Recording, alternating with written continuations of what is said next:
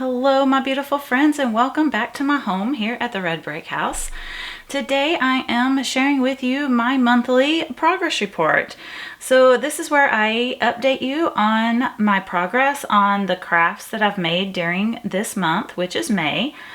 Also, I will show you anything that I have finished. And so for this month, I kind of took a break from diamond painting a little bit. I did work on and finish this tulip bouquet from Forever Young DIY Mini Gems. I have showed these in my previous videos, but this one was interesting because this one had the AB drill in it. So I'll bring it up close so you can really see. I worked really hard on the gapping that I was having in the other ones. I had a tiny bit of gapping. This one's a lot better. I did kind of mess up right here on this edge, you can see, but I tried really hard to keep all those little square gems in line, and I think I did a better job on this one. And this one was also my favorite one out of that whole kit. This came in a pack of 6, so if you're interested in hearing about this company or this craft, you can check out that video. But I think it turned out really pretty. I kind of really would like to do something decorative and creative with all these when I finish the set. I think it was, I think they had 6 in a set. It might have had 8. I can't remember. It might be 8. I can't remember. But I'll try to link it below if it's still available for purchase. I bought these off of Amazon, and I have absolutely loved them. And like I said, I think I did a better job with the gapping on here. The other ones, I had a tiny bit of gapping. It wasn't terrible. It wasn't bad. And really, I felt like it was just me. You know, it's just extremely hard to get these squares placed perfectly every single time. You know, we are humans, not machines. And so I feel like gapping is going to always be an issue. So no matter, you know, how good you are at it. So anyway, I think it turned out really cute. I really like it. That was the first thing that I finished. And then I kind of took a tiny break from diamond painting, except from doing this one. I really had some sewing projects that I needed to work on. There were some things I needed to make for myself so I would have some clothes to wear this summer. So that's what I did. I made myself some clothes. Last spring, if you have watched any of my other videos, it's been about a year now that I really wanted to switch my wardrobe over to more handmade things. And I'm kind of that way across my whole household. You know, I've been cooking from scratch a lot more. We pretty much only eat our homemade bread. I don't really buy bread in the store unless I buy it from like a reputable bakery, but I don't just buy bread off the shelf anymore. And there's some other things that we've done that way too. I don't know, I just feel like it's healthier, and I just feel like it's more rewarding when you know, can make your own things. It makes you feel very purposeful, and it makes you feel like you're, I don't know, accomplished in some way. I don't know how to explain it. But anyway, I have been trying to do more handmade things, homemade things in my home. And clothing has been a big, you know, kind of started the whole thing for me. It's been a big deal for me. And so I have not purchased, I can tell you, I have not purchased any clothing in the last year that I have not bought from a garage sale or made myself. So I haven't purchased any new clothes off the shelf or off the rack. I have not. The only thing that I have purchased has been shoes. I bought myself some leather shoes, so hopefully they last a long time. But really and truly, that's all. I can't remember anything else I've bought. I'm trying to remember. Now, I am going to purchase myself a new bathing suit. Because I'm not going to make that myself. I don't trust myself to make things like that. And anyway, so I will be purchasing that. But I really try to make as many things myself as possible. Okay, that's a long explanation. Anyway, let's move on. So I'll put these aside. This was the first pair of shorts that I've made. I've had this fabric forever. This fabric is such good quality. It's almost like a denim weave, I believe.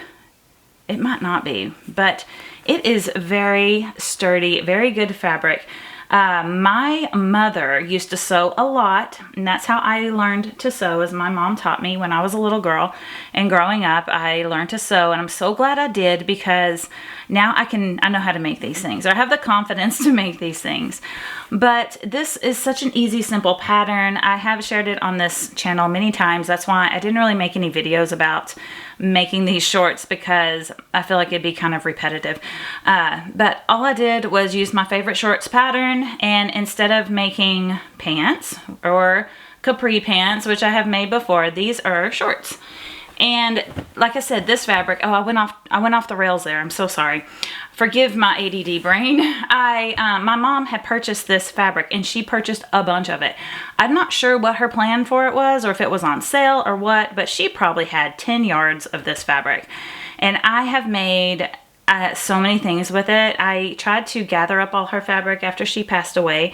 I tried to take, all the good fabric with me, as much of it as I could. And this was one of those pieces of fabric that I thought I could utilize. I've made my daughter a dress. I made my stepdaughter a dress out of this, and kind of styled it very patriotic for like 4th of July. They turned out really cute, but I've made several things out of this. And so anyway, I made these shorts. They're just a wide leg shorts. I made the pocket. They don't have inset pockets, because I find that I don't really use them. This particular pattern sits on your hip instead of up on your waist, so it's not very high-waisted. And because of that, anytime you put something in your pockets, like heavy, like a phone or something, it kind of sags down, and I hate that. So I didn't put any pockets on the inside. I just added these pockets to the back. And I didn't necessarily line up the stripe with the pocket. I wasn't too worried about that, honestly.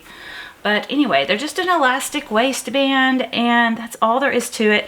I did not do my seams like I normally do. Normally I finish them. I like French seams, or I do, what is it called? I just forgot. Where you take the seam after you've done it, and you fold it over again, and you stitch it down. Oh, what is that called? I can't even remember. Man, maybe it'll come to me later. Anyway, I didn't do that. All I did was zigzag all my seams. And it made it go really fast. So that was that pair of shorts. That's the first ones I made. And then I made these shorts. I'll kind of move that off to the side. Okay, I made these shorts. So they're the same pattern, but I made these a little bit different. I wanted more of a different look for these. This fabric, it is a cotton, and I think it's a cotton linen blend, actually. I got it at Joann before they went out of business, and I stitched it with this like copper colored thread, because I thought that was kind of fun. It looks kind of like denim, but it's very lightweight and it's very breathable, so I think it's going to be nice and cool for summer. And I'm going to let this edge fray. So I did like a double seam right there. I thought that was really cute. And then I'm going to let it fray. I haven't washed these yet, as you can tell, because they haven't frayed yet, but they will. And I'm hoping when they fray that they will look like this selvage edge here. So I thought the selvage edge was really pretty, and I like using a good selvage when I can. So I cut these pockets out, and they're different than my square pocket. They're more like a oval type pocket. And then I did some decorative stitching across here.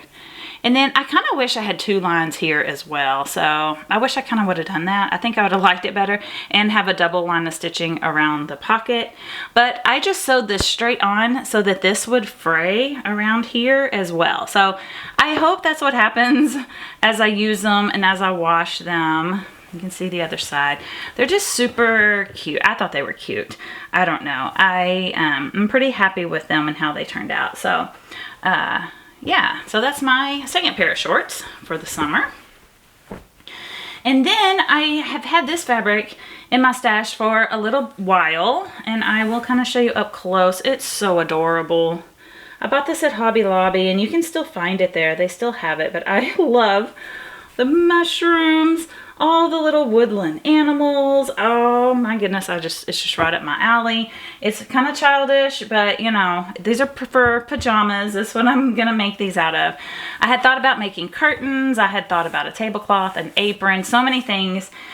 that I wanted to use this fabric for, but I ended up making some pajamas because I needed some pajamas, and that's what I did. So same shorts pattern as the ones over here, but I added a ruffle.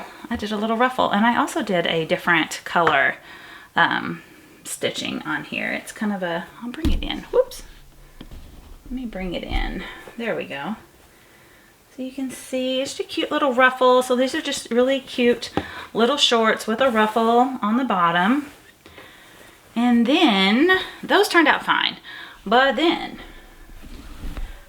I decided I was going to make a pajama top, and I didn't have a pattern for a pajama top that I wanted to make, and I was kind of low on fabric. So I needed, you know, I couldn't use too much of the fabric or I wouldn't have enough.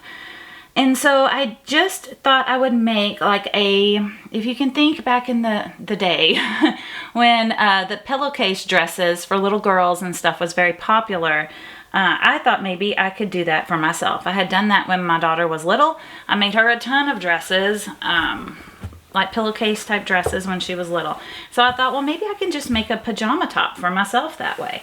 And so that's what I tried to do. It looks really cute. I mean, it really does. It looks cute, but it does not fit cute, I will tell you. I didn't make this long enough. This is way too short, so it pulls. And when I put this bias tape as my strap, I kind of stitched it in. I tried it on and everything, and I stitched it in because I didn't want it coming out when you wash it. And then I went and tried it on again, and this is too big on my shoulder. So like, this doesn't fit, this doesn't fit, this over here doesn't fit. I don't like it at all. And so I'm not exactly sure how I'm going to fix it. I have an idea of how I might change it and fix it, but it's going to require me taking out this whole seam right here and back there, and I'm going to sew it up the sides, and then I'm going to take this strap out of here and I'm going to gather it up. And I found another pattern for a top and strap, you know, section that I can kind of use, I'm hoping, and then gather this up on that piece of fabric. I don't know. I'm going to make a video about it because I think it's going to be kind of fun and interesting to see if it turns out. But I do need to troubleshoot this and try to fix it, and so that I can wear these, because I just think they're adorable. I love the fabric. I think it's adorable. So anyway, that is what I have been up to this month. Another thing that I have been taking up a lot of my time, and that is gardening. I have been a gardening goblin this spring. I have been doing lots of different things in the garden. I've been planting a lot of things, sprucing up the garden. I really want a cottage style garden, and I have decided I would make myself a little raised garden veggie patch or kitchen garden, and it's going well. I'm late in the season because I didn't plan to do this, and then just kind of on a whim, I was like, no, I'm going to do it. Even if I don't get a lot of production, I can just get some experience, I can gain knowledge, and I can just do what I can do, you know?